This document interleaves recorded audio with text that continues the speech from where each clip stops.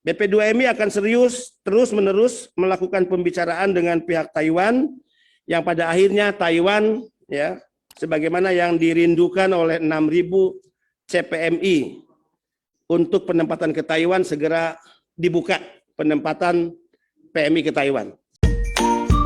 Assalamualaikum warahmatullahi wabarakatuh. Halo sahabat dunia BMI, welcome back to my channel.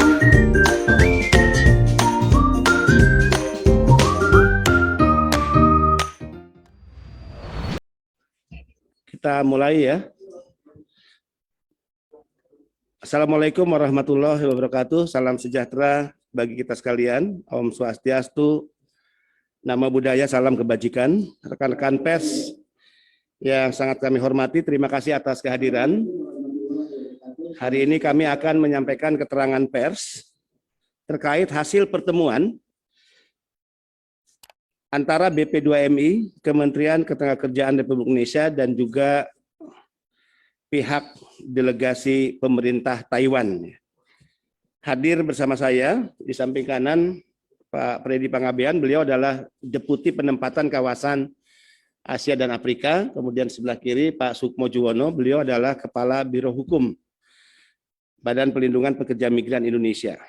Perlu disampaikan sekali lagi bahwa pada hari ini telah dilakukan pertemuan bilateral antara pemerintah Indonesia, dalam hal ini BP2MI, Kementerian Ketenagakerjaan Republik Indonesia, kemudian hadir juga dari Kementerian Perdagangan, Kementerian Kesehatan, ya, dan juga Kepala KDEI, Kamar Dagang Ekonomi Indonesia Taipei, Bapak Budi Santoso. Dari Kementerian Ketenagakerjaan hadir langsung Bapak Sekjen Kementerian Ketenagakerjaan. Dari pihak pemerintah Taiwan hadir tadi satu Wakil Menteri Kementerian Ketenagakerjaan Taiwan, Mr. Wang Anpang, ya, beserta jajaran. Kemudian juga Wakil Direktorat Jenderal Kementerian Luar Negeri Taiwan, Mr. Chou Chi-yu, beserta jajaran. Hadir juga Direktur Divisi Konsuler TETO, perwakilan Taiwan yang ada di Jakarta, Mr. Brian Ko, beserta jajaran. Pertemuan tersebut membahas masalah satu, terkait keputusan pemerintahan Taiwan dalam hal penundaan sementara atau penutupan sementara penempatan PMI ke Taiwan dari Indonesia, ya, sebagaimana yang sudah lama diketahui oleh rekan-rekan pers semua. Kedua, ikut dibahas juga isu terkait peraturan badan tentang pembebasan biaya penempatan. Konferensi pers ini diharapkan mampu memberikan keterangan, jawaban kepada publik rakyat Indonesia, khususnya para calon pekerja migran Indonesia yang akan diberangkatkan ke Taiwan, yang kurang lebih ya kita hari ini memiliki 6.000 calon pekerja migran Indonesia yang seharusnya tinggal berangkat ke Taiwan, tapi harus mengalami penundaan atau tertunda keberangkatannya karena kebijakan pemerintah Taiwan dengan alasan pandemi COVID-19. Hasil pertemuan antara BP2MI, Kementerian Ketenagakerjaan Republik Indonesia, dan pihak pemerintahan Taiwan, satu, pihak Taiwan secara tegas menyatakan bahwa penundaan sementara penempatan PMI ke Taiwan benar-benar adalah karena alasan pandemi COVID-19. Dua, dalam pertemuan tersebut ada yang menarik karena ketika saya mempersoalkan tentang adanya biaya yang tidak resmi yang selama ini secara terus-menerus terjadi dan dialami oleh pekerja migran kita, yaitu overcharging kurang lebih sebesar 33 juta rupiah, ya. Ini adalah praktek yang sangat memberatkan pekerja migran kita, tapi secara fakta ini juga terjadi di lapangan. Dan bahkan, sekali lagi, bahkan kami memperlihatkan adanya satu dokumen ya. Adanya satu dokumen, ya.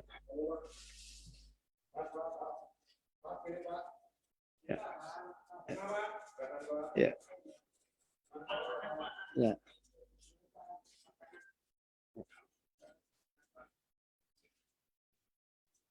Dokumen ini dengan judul ya, Surat Pernyataan Biaya Penempatan Calon Tenaga Kerja Indonesia ke Taiwan untuk pekerja perawat bayi, perawat orang jompo, dan penata laksana rumah tangga atau pekerja rumah tangga. Nah, dokumen ini ternyata menurut pengakuan dari internal BP2MI dan pihak-pihak terkait ini sudah berlangsung lama dan digunakan oleh para calon pekerja migran Indonesia.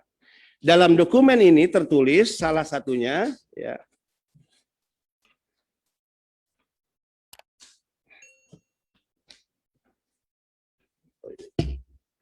tertulis salah satunya di dokumen tersebut, ya.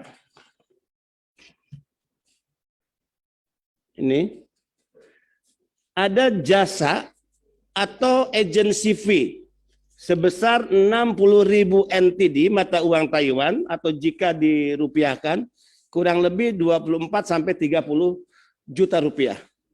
Ini sudah berlangsung lama dan menjadi beban calon pekerja migran Indonesia. Dokumen ini di halaman paling belakang harus ditandatangani satu oleh pihak PT perusahaan yang menempatkan pekerja kita, dua ya, oleh PMI yang bersangkutan, si calon PMI. Ketiga, ditandatangani oleh pihak Bank Nasional Indonesia, PT Bank Nasional Indonesia. Ketiga adalah UPT BP2MI atau kantor UPT BP2MI. Ya. Kelima, ditandatangani oleh pihak agensi dari Taiwan. Dan keenam, ditandatangani oleh pihak pengguna atau user. Ya, jadi dari beberapa komponen biaya, sebagaimana yang saya sampaikan tadi, ada satu komponen biaya yang menurut kami ini sangat membebani pekerja migran kita. Saya tadi menyampaikan protes sekeras-kerasnya dalam pertemuan tersebut, mempertanyakan tentang peraturan yang memberlakukan adanya biaya yang sangat memberatkan kepada pekerja migran Indonesia. Menariknya adalah pihak Taiwan dengan tegas menyatakan bahwa dokumen yang kami perlihatkan ini adalah dokumen yang tidak diakui resmi oleh pihak Taiwan. Sekali lagi ini dokumen yang tidak diakui resmi oleh Taiwan dengan catatan telah terjadi penambahan. Ya, telah terjadi penambahan item ataupun hal-hal lain yang bisa dikatakan hasil modifikasi. Ya, bahwa di Taiwan ada aturan-aturan tertentu yang kemudian dimasukkan dalam dokumen ini iya, tapi ini bukan formulir resmi sesungguhnya ya yang dikeluarkan oleh pihak Taiwan. Menariknya adalah dokumen ini menjadi resmi dan berlaku selama ini. Dan bahkan menjadi syarat bagi para calon pekerja migran Indonesia yang akan berangkat ke Taiwan. Ya, bahkan ketika mereka menandatangani dokumen ini bahkan dijadikan sebagai syarat pengurusan visa. Sekali lagi menjadi syarat pengurusan visa ya bagi calon pekerja migran kita. Dokumen ini tidak lepas. Nah, ini yang menarik yang saya sering dulu katakan terkait praktek ijon rente. Dokumen ini mencantumkan tabel selama 36 bulan atau 3 tahun PMI mengalami pemotongan gaji atas biaya-biaya yang menjadi beban PMI yang kemudian oleh pihak ketiga dipinjamkan ya, dan pihak ketiga itu salah satunya adalah Bank Nasional Indonesia sebagai penyalur ya. Saya tadi menjanjikan secara tegas di hadapan Sekjen Kemenaker yang memimpin rapat pihak Taiwan bahwa secara internal saya bertanggung jawab untuk secara tegas mengusut tuntas bagaimana proses dokumen ini keluar, siapa-siapa yang terlibat di dalamnya, ya, dan bagaimana ada inisiatif, ya, bagaimana ada inisiatif untuk memodifikasi ya, beberapa aturan yang kemudian dikonstruksikan dalam satu dokumen, ya, dan tentu saya katakan tadi dengan tegas, saya tidak akan segan-segan untuk menyeret siapapun yang terlibat, ya, dalam penyalahgunaan dokumen tersebut, ya. Kalaupun hasilnya adalah ini bisa dinyatakan oleh penegak hukum adalah sebuah kejahatan administrasi, ya, maka kita juga tidak akan ragu-ragu untuk memenjarakan siapapun yang terlibat dalam penyalahgunaan dokumen ini. Jadi kita akan serahkan nanti, dan saya akan secara resmi meminta Barreskrim Polri untuk masuk, ya, secara forensik bahkan untuk melakukan investigasi atas dokumen ini. Apakah ini hanya melibatkan orang-orang Indonesia, ya, siapa mereka, ataukah juga melibatkan orang-orang di BP2MI, siapa mereka, ataukah ada pihak lain, siapa mereka, ya. Kita serahkan nanti ke penegak hukum. Ketiga, keputusan dalam pertemuan tadi adalah pihak Taiwan, ini juga menarik, di satu sisi pihak Taiwan tidak menyatakan dengan tegas bahwa tidak ada jasa untuk agensi. Jadi pihak Taiwan mengatakan tidak ada jasa untuk agensi. Lalu bagaimana dengan yang tertulis dalam dokumen ini? Dalam dokumen ini tertulis fee agency. Tapi bagaimana Taiwan mengatakan bahwa selama ini Taiwan tidak mengenal istilah jasa untuk agensi. Yang dikenal hanya jasa layanan perusahaan kepada PMI. Ya. Kalau ini juga tidak diakui oleh Taiwan, lalu bagaimana dokumen yang ditandatangani oleh salah satunya PMI ini menjadi syarat pengurusan visa, ya? Yang visa itu menjadi syarat si PMI ke luar negeri misalnya, kan? Nah, kita tentu akan menyerahkan ini ke penegak hukum. Dan bahkan pihak Taiwan menyatakan selain tidak mengenal fee agency, ya, tapi merupakan jasa pelayanan perusahaan bagi PMI, itu pun pihak Taiwan menyatakan bahwa jasa pelayanan perusahaan bersifat fleksibel.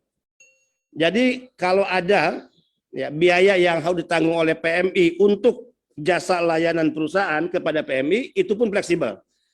Jadi kalau si perusahaan yang menempatkan si PMI atau agensi di Taiwan, jika majikan atau pengguna tidak memberikan hak-haknya dan pelayanan secara baik kepada PMI, termasuk agensinya, maka itu bisa tidak dibayarkan oleh si pihak CPMI.